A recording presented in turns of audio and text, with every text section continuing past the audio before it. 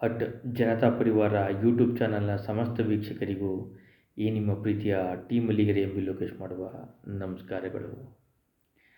ಎಲ್ಲ ಸಮಸ್ತ ವೀಕ್ಷಕರಿಗೆ ನಾವು ನಮಗೆ ತಿಳಿದ ಮಟ್ಟಿಗೆ ಹಟ್ ಜನತಾ ಪರಿವಾರ ಯೂಟ್ಯೂಬ್ ಚಾನಲ್ನಲ್ಲಿ ಅತಿ ಹೆಚ್ಚು ಅಂದರೆ ಜನತಾ ಪರಿವಾರದ ಪ್ರಮುಖ ನಾಯಕರುಗಳ ಒಂದು ಕಿರುಪರಿಚಯವನ್ನು ಒಂದು ಸಣ್ಣ ಅವಧಿಯಲ್ಲಿ ತರೋಕ್ಕೆ ನಿಮ್ಮ ಮುಂದೆ ನಾವು ಪ್ರಾಮಾಣಿಕ ಪ್ರಯತ್ನವನ್ನು ಇಲ್ಲಿವರೆಗೂ ಸಹ ನಡೆಸಿದ್ದೀವಿ. ನೀವು ಕೊಟ್ಟಂಥ ಪ್ರೋತ್ಸಾಹ ನಿಜಕ್ಕೂ ಸಹ ಅವಿಸ್ಮರಣೀಯ. ಅದೇ ರೀತಿ ನಿಮ್ಮ ಅಂದರೆ ಕೆಲವರು ಕರೆ ಮಾಡಿ ಲೋಕೇಶ್ ಅಣ್ಣವರೇ, ಹಲವು ಜನತಾ ಪರಿವಾರದ ನಾಯಕರ ಇನ್ನೂ ಕೆಲವು ರಾಜಕೀಯ ಇತಿಹಾಸಗಳನ್ನು ನಿಮ್ಮ ಇದರಲ್ಲಿ ಸಾಮಾಜಿಕ ಜಾಲತಾಣದಲ್ಲಿ ನೀವು ಮಾತಾಡಿ ಅಂತ ಕೇಳ್ಕೊಂಡಾಗ ನಾನು ಇವರ ಒಂದು ಒತ್ತಾಯ ಹಾಗೂ ಪ್ರೀತಿ ವಿಶ್ವಾಸದ ಒಂದು ಕರೆಯ ಮೇರೆಗೆ ಮತ್ತೊಬ್ಬ ಜನತಾ ಪರಿವಾರದ ನಾಯಕರ ಬಗ್ಗೆ ಇವತ್ತು ಒಂದು ವಿಶ್ಲೇಷಣೆಯನ್ನು ಮಾಡ್ತಾ ಇದ್ದೇನೆ. ಈ ಜನತಾ ಪರಿವಾರದ ರಾಜಕಾರಣಿಯ ಹೆಸರನ್ನು ಕನಸಿನಲ್ಲೂ ಸಹ ಈ ಭಾರತ ದೇಶದ ದೊಡ್ಡ ದೊಡ್ಡ ರಾಜಕಾರಣಿಗಳು ಮಲಗಿದ್ದಾಗ ಅವರು ಕನಸಿಗೆ ಬಂದರೂ ಸಹ ಕುಂತಲ್ಲೇ ಬೆವರ್ತಾರೆ. ಅಂತಹ ಅದ್ವಿತೀಯ ಹೋರಾಟಗಾರ ಮತ್ತು ಆರ್ಥಿಕ ತಜ್ಞರು ತಮ್ಮ ಕೇಸುಗಳನ್ನು ತಾವೇ ಸಹ ನ್ಯಾಯಾಲಯದಲ್ಲಿ ತಮ್ಮ ಕೇಸನ್ನು ನಡೆಸ್ಕೊಳ್ತಾರೆ. ಒಬ್ಬ ಮಹಾನ್ ಆರ್ಥಿಕ ತಜ್ಞನಾಗಿ ಹೋರಾಟಗಾರನಾಗಿ ಇಂದಿರಾ ಗಾಂಧಿಯವರ ಕಾಲದಿಂದಲೂ ಇವತ್ತಿನ ಅವರ ಮೊಮ್ಮಗ ರಾಹುಲ್ ಗಾಂಧಿಯವರವಿನ ರಾಜಕಾರಣಿಗಳಿಗೂ ಸಹ ನಡುಕ ಹುಟ್ಟಿಸಿದ ರಾಜಕಾರಣಿ ಅವರೇ ಜನತಾ ಪಕ್ಷದ ಸುಬ್ರಹ್ಮಣ್ಯಂ ಸ್ವಾಮಿ.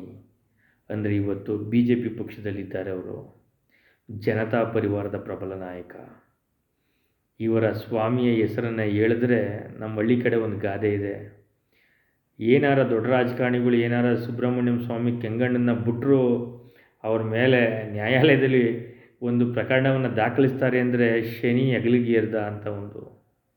ಅದೇ ರೀತಿ ನಿಜ, ಒಂದು ತುರ್ತು ಪರಿಸ್ಥಿತಿಯ ಒಂದು ಸಂದರ್ಭದಿಂದ ಹೋರಾಟದಿಂದ ಇಳಿದಂಥ ಸುಬ್ರಹ್ಮಣ್ಯಂ ಸ್ವಾಮಿಯವರು ಹಲವು ರಾಜಕಾರಣಿಗೆ ಸಿಂಹ ಸ್ವಪ್ನವಾಗಿರುವುದಲ್ಲದೆ ಈತನ ಸಹವಾಸವೇ ಬೇಡ, ರಾಜಕಾರಣವೇ ಬೇಡ ಅಂತ ಕಣ್ಣೀರಿನಲ್ಲಿ ಕೈ ತೊಳೆದವರು ಸಹ ಉಂಟು.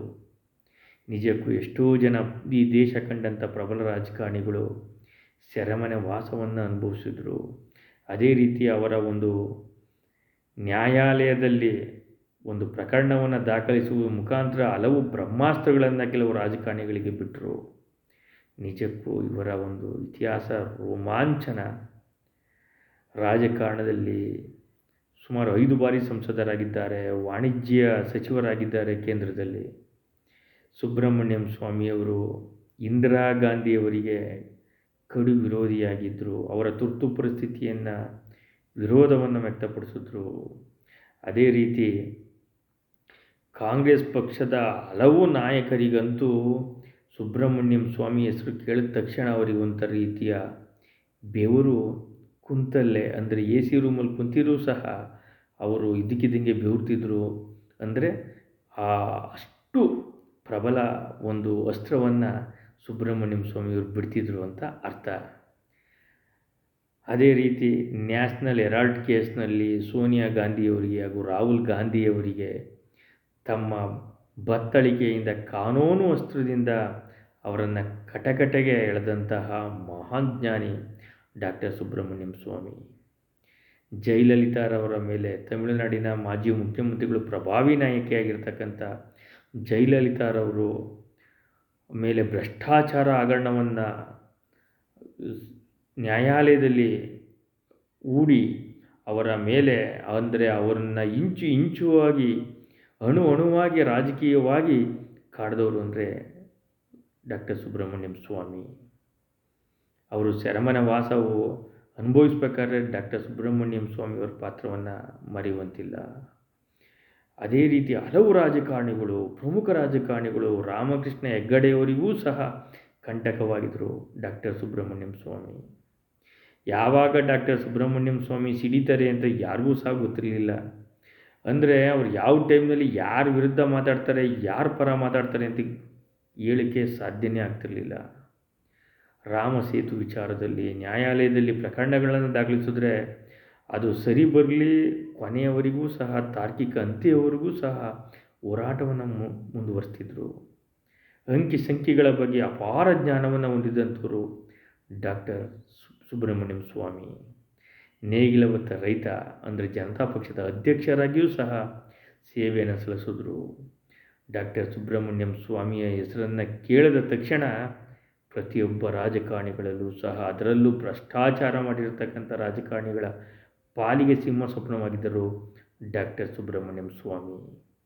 ಈ ಜನತಾ ಪರಿವಾರದ ಪ್ರಬಲ ನಾಯಕ ಹಲವು ರಾಜಕಾರಣಿಗಳಿಗೆ ತಲೆನೋವಾಗಿ ಪರಿಣಮಿಸಿದರು. ಅದರಲ್ಲೂ ಸಹ UPA ಸರ್ಕಾರದ ಅವಧಿಯಲ್ಲಂತೂ 2G ಸ್ಪೆಕ್ಟ್ರಮ್ ಹಗರಣ, ಅದನ್ನು ನ್ಯಾಯಾಲಯದಲ್ಲಿ ಮೊಕದ್ದಮೆ ಪ್ರಕರಣವನ್ನು ದಾಖಲು ಮಾಡೋದ್ರ ಮುಖಾಂತರ ಹಲವು ರಾಜಕಾರಣಿಗಳಿಗೆ ತಲೆನೋವಾಗಿ ಪರಿಣಮಿಸಿದ್ರು. ಅದೇ ರೀತಿ ಹಲವು ರಾಜಕಾರಣಿಗಳು ಸೆರೆಮನೆ ವಾಸವನ್ನು ಅನುಭವಿಸಲು ಕಾರಣರಾದರು ಡಾಕ್ಟರ್ ಸುಬ್ರಹ್ಮಣ್ಯಂ ಸ್ವಾಮಿ. ಮಹಾನ್ ಆರ್ಥಿಕ ತಜ್ಞ, ಚತುರ ರಾಜಕಾರಣಿ.